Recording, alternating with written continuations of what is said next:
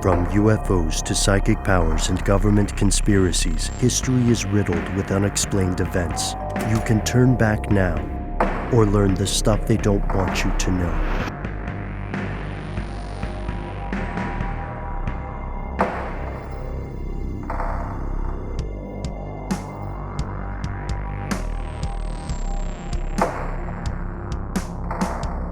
Folks, thank you as always for tuning in.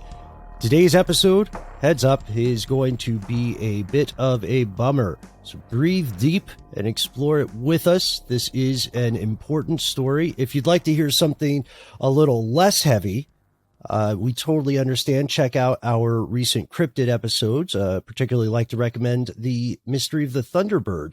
But today we're talking about a genuine conspiracy, not a conspiracy theory. And it's a very old conspiracy. It's multi-generational. It ranges across the planet. It doesn't really know any borders at this point. It is a conspiracy that has likely directly affected you in some way already, and it may well affect you in the future. None of this can be taken for medical advice, but we've talked about this off air and agree it is a story that needs to be told. Welcome to Asbestos. Here are the facts. First off, we've all heard the phrase, but what is asbestos exactly? It's something that I think a lot of people, we don't know the specifics about it. We're going to do as best as we can, though, to describe it to you. Sorry, I stole that joke from D News. But it's true. Asbestos is there was a time where it was considered a wonder material. It is a kind of fibrous silicate material that is naturally occurring, interestingly enough. And it occurs in 6 different types, and it's very, very old. We have evidence of it dating far back in history, and we'll get into that. But for most of human history, asbestos was known for its high heat resistance. It's also waterproof and largely indestructible. You can find multiple examples of the stuff in the ancient world. There were stories of these quote-unquote napkins that could be cleaned by literally setting them on fire and tossing them into an open fire. Yeah. It's a silicate mineral specifically. So you'll hear in advertisements of years gone by, you'll hear it being called a miracle rock or something like that. And it's somewhere between, its natural forms can be adapted and revised so it can function as a powder. It can function as it'll look like a bunch of string. You may associate it with the way that insulation looks because it's used in insulation. I love that you're bringing up the napkin story because there are multiple examples in the ancient world of there was this flex that wealthy people in Persia were known to do. You'd eat a meal with a guest and then you would be like, hold my beer, watch this. And you would take your dirty napkin, you throw it in the fireplace. And then when the fire was out, you take it out and you'd be like, oh, look at my clean napkin. This is what being rich is like. What are you doing? What are you, the king of France? You can just set your napkins on fire?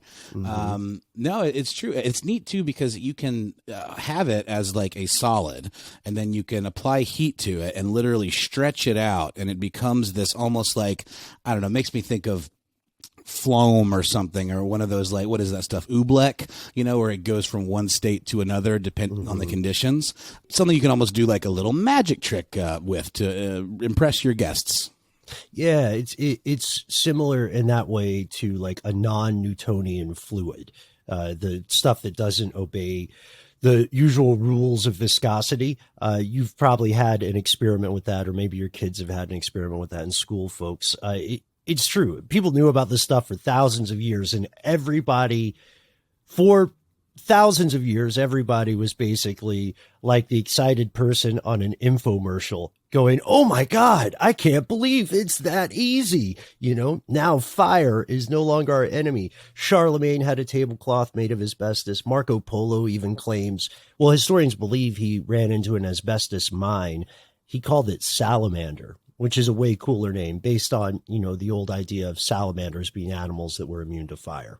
So we mentioned the heat resistance. We mentioned the water resistance. It's a poor conductor of electricity, which, didn't matter at the beginning of human history, but became progressively more important as technology evolved. But the big question is, what does it do? Like, it would be rare to go to a store even back at the height of asbestos popularity and just buy straight up asbestos as by itself, So like, we need to understand what the public liked about it and how it became so common.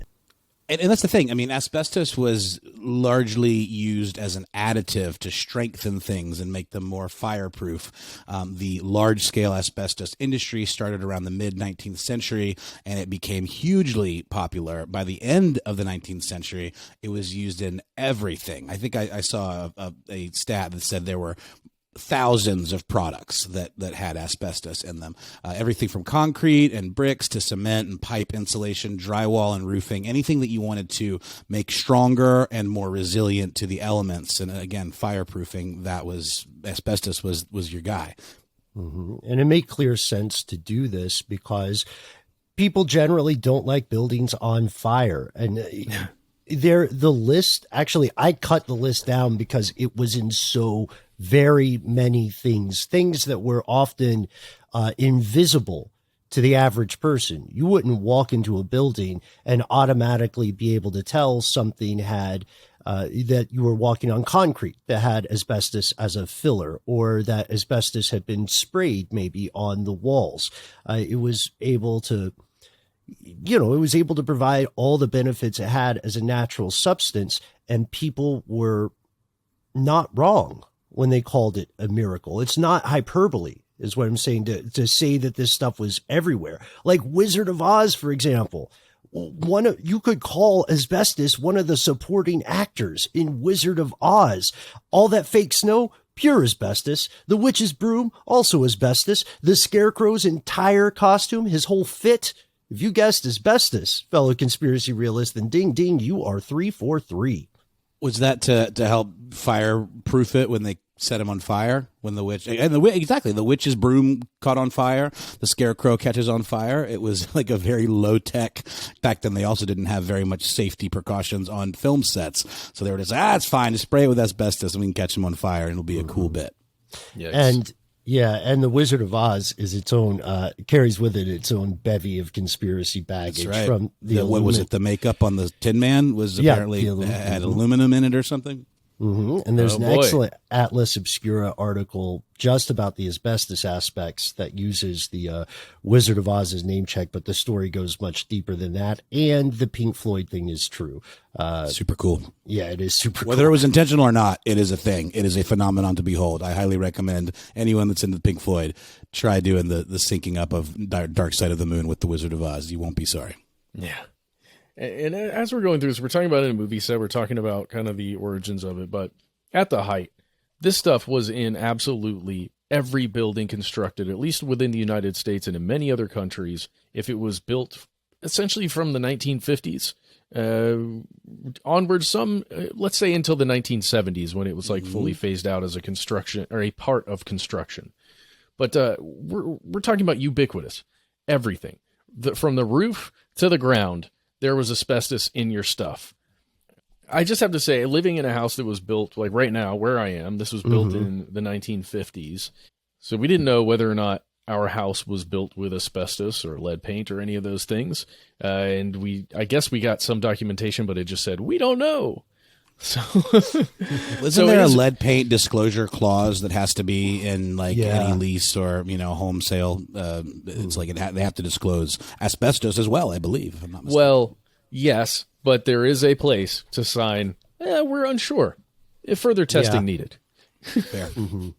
And this is legal. That's a legal situation we're in now. I don't know if it's fair, but that's the law of the land, and that happens. You know what? Actually, depending on where you live, folks, you have probably run into this, and it's something that's easy for a lot of people to miss in their lease paperwork or their, when you're signing a contract for a house, because you have to sign so many things on so many pages.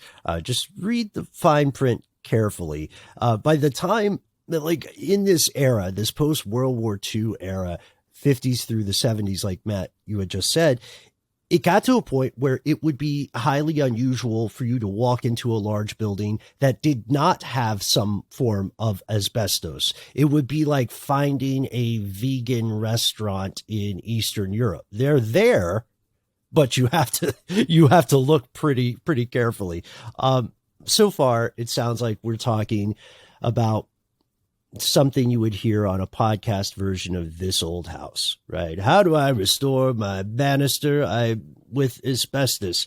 But this is a show about critical thinking applied to conspiracies. We said there was a real multi-generational conspiracy afoot here. Why are we talking about it today? It turns out that asbestos has a dark side to its miraculous nature. It may be great at preventing fires, but it's also great at something else, killing human beings.